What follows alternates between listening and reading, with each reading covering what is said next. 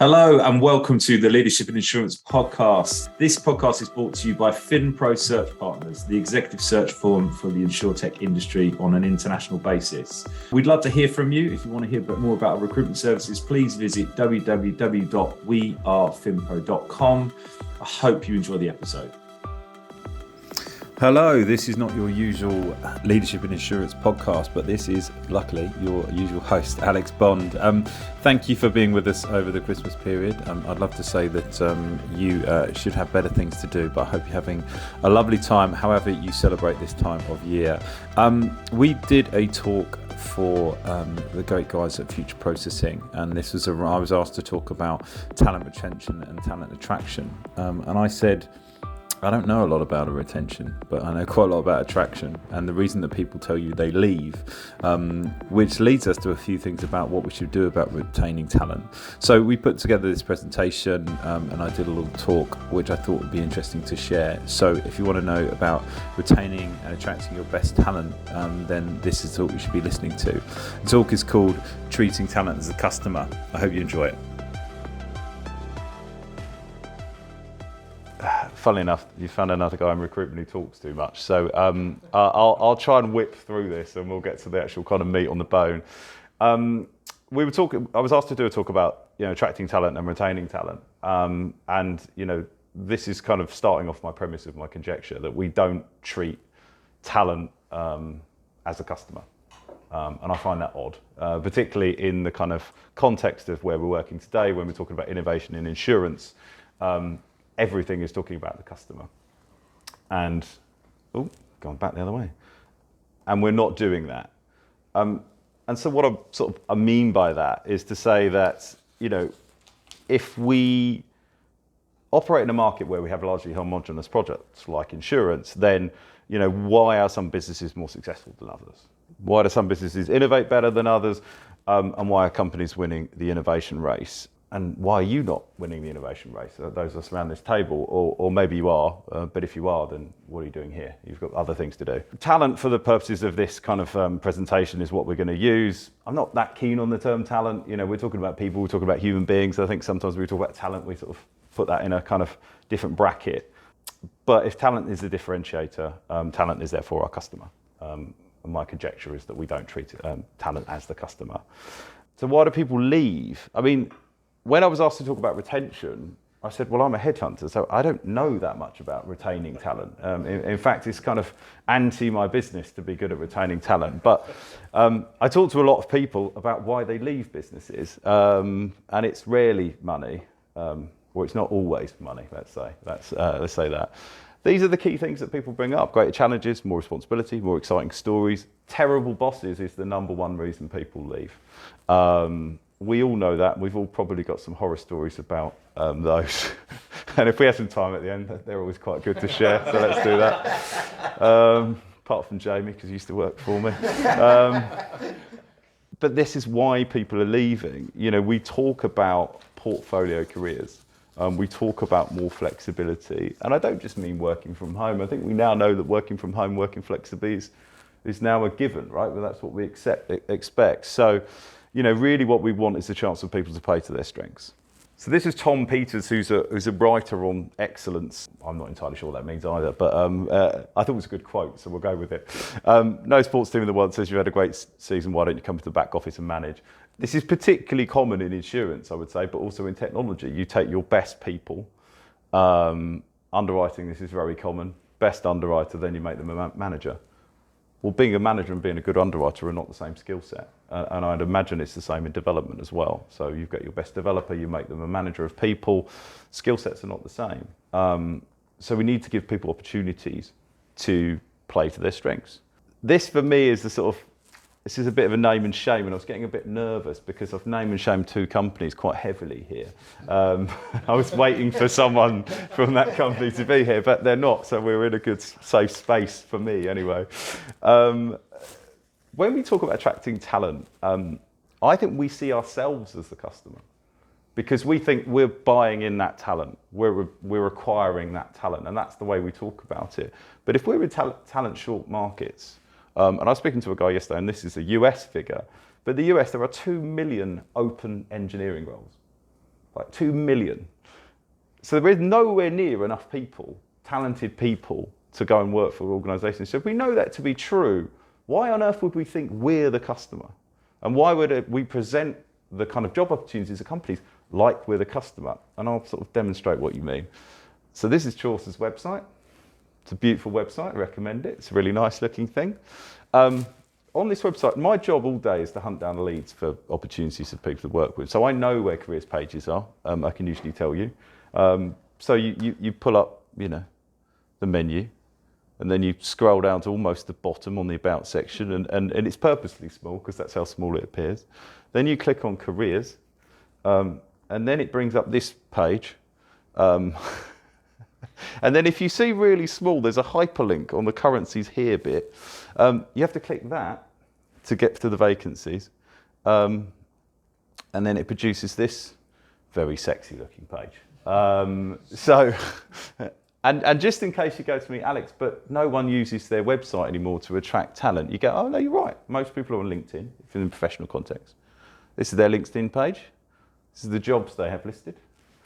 And as we can see from the previous page, there was a job posted when I did this yesterday. There was a job posted live and one 4 days ago, but according to LinkedIn, there were no jobs at Chaucer. So if that's a customer journey, if we take the customer journey off that, one, it's poor, too many clicks, too difficult, too much being asked of the customer. And secondly, we're giving out poor information. And we're not going to where our customers are.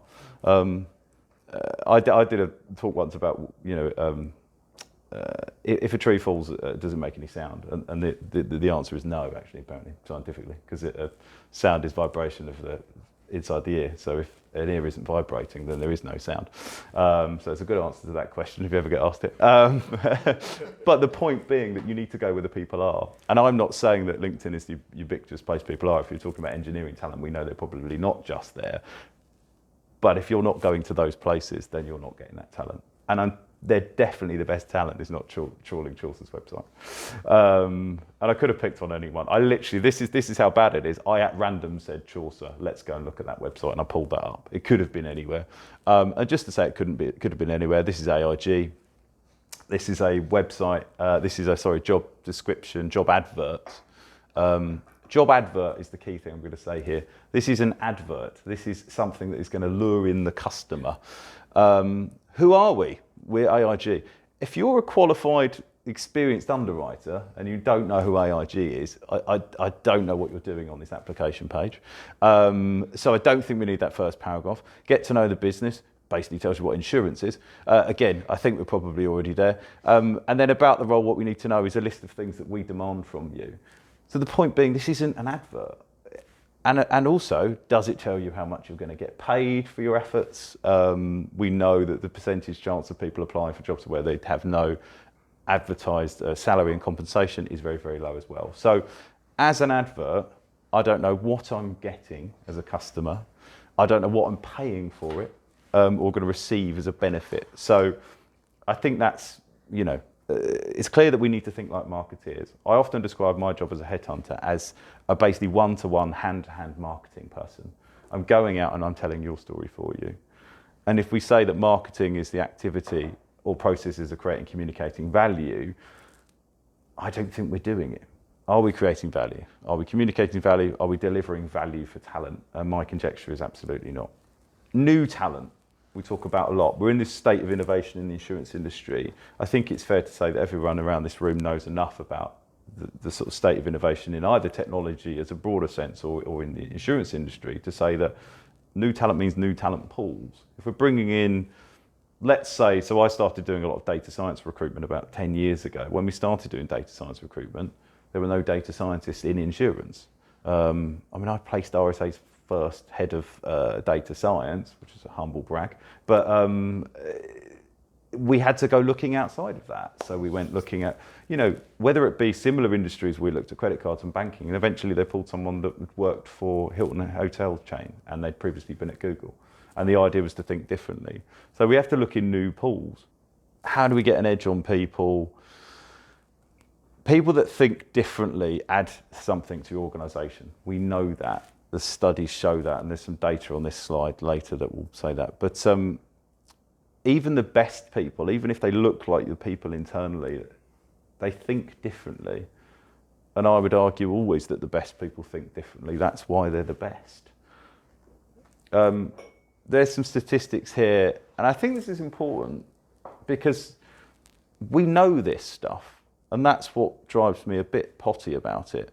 We know that diverse companies are more cash flow, they have better revenue, they have higher profits. We know that diverse companies are more likely to capture new markets. And the figures there are staggering. If we talk about innovation, innovative insurance companies, insurtechs, if you're 70% more likely to capture a new market and you're innovating in insurance, that's the talent you want. So, and gender diverse teams at the bottom, they're 15% more likely to outperform industry returns. There are more women in insurance than men. It's pretty close, but it's slightly more women. But there are much less women in senior leadership roles, as we know. So what can we do practically? I've got more on this if anyone wants to kind of get this from me. So this is what we always advise from clients. If they say to us, how do we actually implement diversity, equity, inclusion into our hiring strategy? What can we do today? And these are kind of some of the best things that we can do. Pick one metric is, I think, a key thing. You can't reinvent your organization. So you might say that we want to, have a more gender diverse team, or we want more women in senior positions. Pick that metric and you can work on that, and then you can kind of evolve that over time. Rewording job postings is hugely important. Job postings, job adverts, I've already made my advert point, I won't make it again, but we know statistically that women are less likely to apply for roles unless they have 100% of the skill sets. Men are something like, once we see 50% of the words we're looking for, we'll apply. Read into that what you will. But the point that makes is that rather than putting this huge list of wants and needs from someone, do that, but then strip it back. What are the minimum requirements? And then keep that as open as possible, because you can always filter out over time. Show the existing diversity or diversity you aspire to. I think this is where insurance has a problem. We don't have particularly diverse teams in insurance.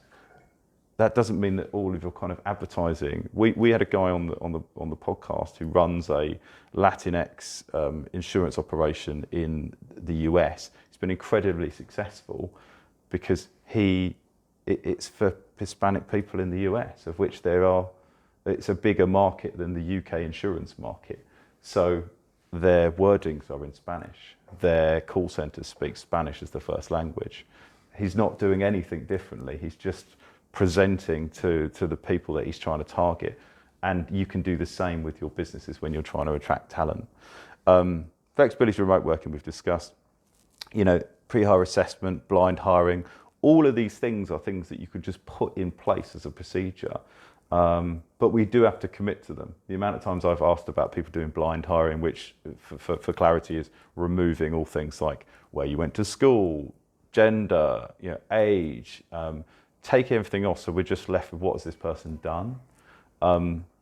People like to talk about it, they don't like to commit to it. And I think this is about being brave. Employer branding plays a huge part in this.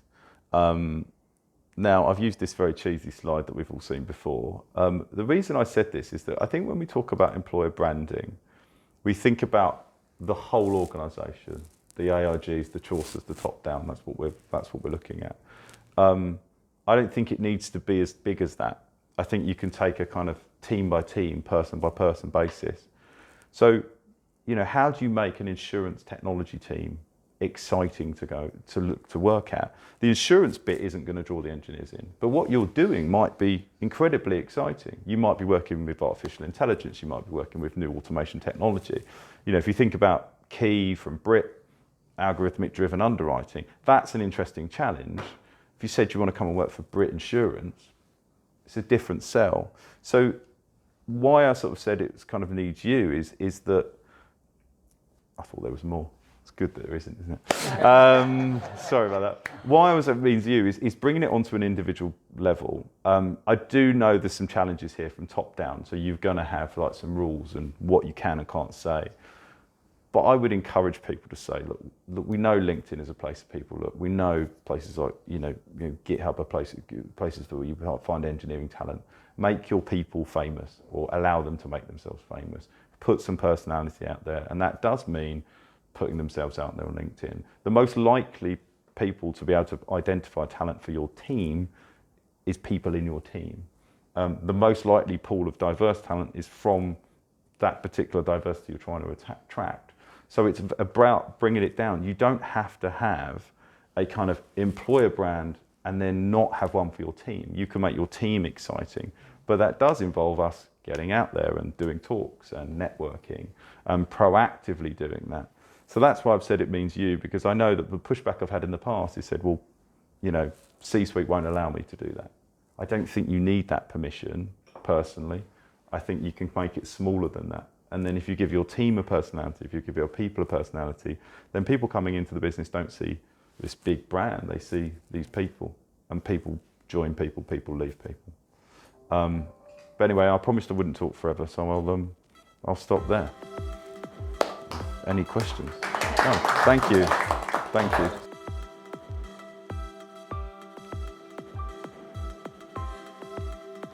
Thank you so much for listening to the Leadership and Insurance podcast. As ever, this is brought to you by FinPro Search Partners, the executive search firm for the insurtech industry on an international basis.